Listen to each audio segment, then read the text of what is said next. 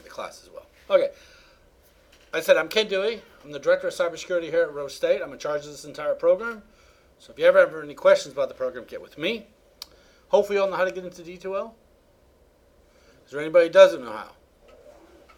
Okay, if you ever have a problem, go to the main Rose website. At the very bottom, there's a student login button. It'll tell you how to get in. Or come and see me. My office is right downstairs at 131.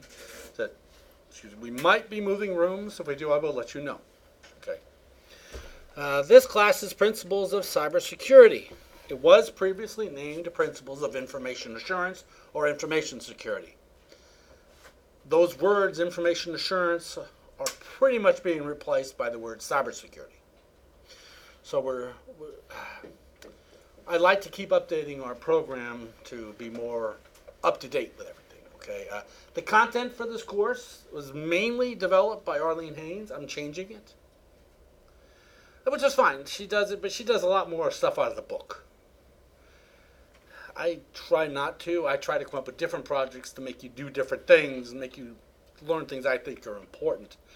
So don't work really far ahead unless I tell you you can, because I haven't done them all yet. When you log into this page, there's always a notes or news section on here. I'm always adding new things. Okay. Like we now have access to something called IT Pro TV. I know you have no idea what that is. It's lecture videos. It's self-test software. Say you want to get your Security Plus. Go on there. There's an entire video lecture course on it, plus the self-test software. Network Plus, A Plus, CISSP. You want to use Nmap. There's one. You want to know how to subnet. It's all up there. Normally costs $150 per month. We're giving it to you for free. Kind of a cool deal. We got a good deal on it as well. But I just happened to contact the president of the company. But if you want it, you click that link. Fill in your name, and you'll have access to it, free of charge. If you don't use it, and I run out of licenses, I will probably deactivate your account. But then if you want it again, you just log back in and activate it again. So it's no big deal. But if I run out of licenses, I'll just have to swap the ones that aren't using it into the inactive file, and so it's not a big deal. We also get free software at Rose State. You get access to Microsoft software, which is Windows, Server 12, all that stuff, not Office. We have access to VMware software. For again, this is all free. Now down here is another link for one we do not support, but this is a link you actually get Office for free because of your email address, your Raider.Rose email address. Just because you have a Google account, you get free Microsoft software, which I think is kind of weird, but you do get it. So if you want free software, it's all there. If you ever accidentally click one of these X's and the message goes away, just go to the top and go back to News Tool right there to see them. Because a lot of people click the X and you can't see it anymore. You've dismissed the item and then you're like, oh, how do I see it? So there might also be a link at the bottom to show them all. There might be other one there. So keep checking on that because I'm always going to update it. Now, inside of here, if you click on Content, again, this is changing. The ones that all say draft you can't see because I'm changing them. But I always have a link on here called Course Files, and in here we're going to talk about our syllabus. Okay? I do not believe in printing them. If you would like it printed, print it on your own. Go somewhere and print it. The point is, it's a technology degree. Why waste paper? Okay? You can follow along with me and look at it. I'm just going to go through it pretty quickly here. Again, I'm in room 104. You normally have typos in my syllabus, so there's probably something. If I mess something up, just let me know. We're meeting Tuesdays, 2:14. You have to have internet access. The book for this course is pretty much required. Okay? It's a decent book. I actually recommend reading it, and there's the information about it. You can probably get it cheaper on Amazon or somewhere, but it is there. You're going to be learning a whole bunch of stuff about security. What this course is, it kind of touches on all the different aspects of cybersecurity. Then we take all this material and make an entire course out of each chapter. For instance, there's a chapter on cryptography. We have an entire class on cryptography. There's a chapter on forensics. We have an entire class on forensics. There's a chapter on network security. We have an entire course on network security. So this is the course I tell people. If you take this course, and some of it is at least interesting to you, you're in the right place. If you take this course and you hate it, this is not the right place for you. I had a really good student came to me and says, I enjoyed your course, but I want to be a theater major. That's fine. I'd so much rather you decide and move somewhere you want to be then go through all this training and waste your life. Okay? I go out and speak to a lot of high schools, and I always ask the question, how many of you know what you want to be when they grow up? And most of the students raise their hand. I was telling you all wrong. Probably won't be what you think you want to be when you're in high school. My daughter wants to be a teacher. You probably won't be. But I mean, possibly, but very seldom, you know. I was a jet engine mechanic in the Air Force. Retired Air Force jet engine mechanic for years. Went over to the Persian Gulf War, fixed the computer, and the colonel's like, why are you a jet engine mechanic? So he literally yanked me out and put me in the computers, and I've been doing it ever since. So I actually thought education was a waste of time. I turned down the GI Bill. That was stupid. Now I have like 9 degrees. Those of you who see my office, I literally got another master's degree the other day. I haven't even put it in a frame yet.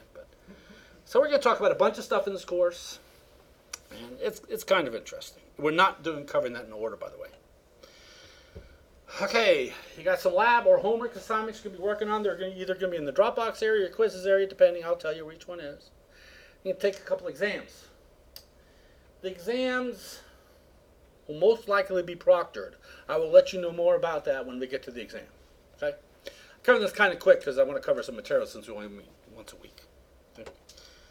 Last day to drop, April 17th, and your finals to be completed by May 10th. I'm going on a cruise shortly after that, so. I'm also going on a cruise in April, and October, and December, but you know, I do a lot of cruises. Course schedule, I'll show you what that is here in a second. Late work, I don't like late work, okay? Don't accept late work, for any reason, no exceptions. But there's an exception to the no exception rule. I had a student who called me last semester. He says, I know there's no exceptions, but I am literally in the hospital. Okay, that's a valid exception. I had another student who says, you know what, I am going TDY. I will not have computer access for the next 1 week. Again, he told me ahead of time. But, you know, I had a student, somehow I saw his Google Plus page. He played an epic 24-hour straight Minecraft session. And the very next day, I get the email, I'm sorry I was not able to complete my homework assignment. I said, well, maybe if you haven't done the epic Minecraft session this weekend, you've done your homework. So that's kind of where I get this from. And if you put something off, you know, just don't. Just do it. It's not that big a deal. But if for some reason you have a legitimate reason other than I'm being lazy and forgot to do it, get with me ahead of time. But it better be a darn good one. Okay? Withdrawals. If you want to drop, do it. Withdraw from the course if you want. If you withdraw within the first 2 weeks, you get all your money back. After that, you just get a W on your record. Academic withdrawal. If you don't do anything in the beginning of the class, I could assign an academic withdrawal. The whole point of that is the new financial aid guidelines from the U.S. government. There was a big issue with students. They would enroll in a class, get a Pell Grant, never go to class. Next semester, enroll in classes again, get a Pell Grant, never go to class. So it's changed. Now, what's your name right here? Brendan Nelson. Brendan? Yep. Brendan, okay. Say Brendan enrolls in class, never comes to class, never does any work. I submit an academic withdrawal. Rose State has to pay the federal government money back. So then Rose State's going to go after him to get the money. So it's a way of us knowing to go after him to get the money back. To prevent the people from just enrolling, I'm not saying you would, but to prevent the enrolling just to get a Pell Grant. So a lot of changes in there. Incompletes, I hate them. To get an incomplete, if you read this, you can read this on your own. It says, to receive an incomplete, the student must have satisfactorily completed a large portion of the work and be passing. So what that means is don't wait till week 15 and say, hey, Ken, I know I haven't done anything since week 1. I'd like an incomplete. But maybe 3/4 of the way through, something happens. Hey, I got sick. I'm not going to be able to finish the course. At that point, we can talk, and I can give you an incomplete for the remainder of the course, and we'll come up with a plan for you fixing it, finishing it up. That's what an incomplete's for. Auditing, I don't do auditing either. Auditing is you come to me and you say, I'd like to audit the course. I must do some paperwork, and then you never show back up to course, so why not just drop? Every single time I've let someone audit a course, they might show up one time and I never see them again. Yet I still have to maintain them in the D2L, and it's just, no, it doesn't work. Okay. If you have a disability, please get it taken care of. Go see Jenny Griffith. She'll give you a form and you bring it to me. I'll do whatever it says. I've had everything from need more time on test to I need a note taker to I need a monitor with reverse font. Black background and white front foreground. So, I've seen everything. I'm totally fine with that. Every semester. I literally got one yesterday. If you got a disability, get it taken. They are not retroactive. In other words, don't wait halfway through the semester. Man, I'm failing this course. Go see Janet, get a letter saying you need more time on assignments. Well, it's not retroactive. So if you have a disability, please get that taken care of. Don't cheat. Okay. If you can cheat, I can find out where you cheat. Okay.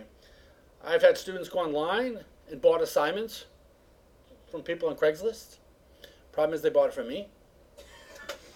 I have many personalities online, and sometimes students buy work from me. Not a good plan. Doesn't work out well for them. Just don't cheat. The whole point, hopefully I know you want a grade, you want a diploma, you want to get a job. Hopefully you want to learn something. That's the big reason why you should be here. So do the work. I would so much rather give you a 50 for doing it half-assed than a 0 for cheating on it. Think about it. Isn't a 50 better than a 0? So, okay. But don't cheat. You can read through all that stuff if you like. Okay? Because we're not here very long. Let me go back and show you our schedule. I think I got it started. All right. This is the schedule we're going to follow. We're going to do 3 chapters in a quiz and a test. Is that what it is? Yeah. Yeah. So there's basically a quiz and a test every 3 chapters. That's where Arlene did that, so I'm fine with that. So we're going to cover 3 chapters, do a test, 3 chapters, test, so on and so forth. Okay. Our first assignment's due next week, which is next Wednesday. And those chapters that have assignments, they'll follow the same way. They'll be due on the following week. Okay? I will probably put some of them up there early, so if you want to work ahead, you can. Okay? The quizzes and tests are right out of the book, hence the need for the book. Okay? Again, the last one must be done on the... So, the exam, whole proctoring thing, it's probably only going to pertain to the final, but I'll let you know more on that when we get to that. We just had an issue. Literally, one of our statistics teacher happened to look. See, I can see where you log in to do the test from. Turns out one student logged in and did all his tests from the Philippines. And he lives in Middle City. So there's a problem there. So you wouldn't believe the way people cheat nowadays. I find, so far I have found none. But we're only on day 2. I teach for 2 other schools, and I literally find dozens and dozens every semester. So I don't know what the deal is, but just don't cheat. It's not a good thing. Okay? Yes, sir. If someone was using a VPN so as to maybe unscrupulously watch movies or something, They possibly could do that. Okay, just wondering for pure academic reasons, and not because I need to turn it off before I do quizzes or Well, no, that's fine. VPNs are actually awesome, really depending. If you're doing a test in IHOP, it'd be smart to use a VPN. At least then you're not public to the world. But, yeah, there's a lot of dead giveaways on assignments. Like sometimes I'll have one student submit an assignment with the stupidest answer known to man. And somebody else submit the same exact answer. I'm like, wait a minute. Or some people submit a paper that they literally copied off of Wikipedia, and they actually copied the background of Wikipedia. So they submit it, it literally says Wikipedia. It's like, we've seen some really stupid cheaters. Okay? So, and I've actually done even some PhD research into cheating, so we've done a lot of work in this area, and if you can cheat, will I catch you every time? No. There's no way I don't have time to do that. But there's a good chance I'm going to catch you. So just do your work, okay? And if you ever have questions or anything, I'm here every day from at least 8 to 4, most days 8 to 5. I was here till 8 o'clock last night. So, all right, so that is our syllabus. Kind of understand how this is all going to work, and if you click on Course Tools, you'll be able to see your grades, and there's our Dropbox where you can put your first assignment, all that kind of stuff, okay? Haven't put the quizzes. Tests are all in here, and the grades, you just click on grades and it'll show you your grades. There's none to show you yet, so I'm not going to go in there.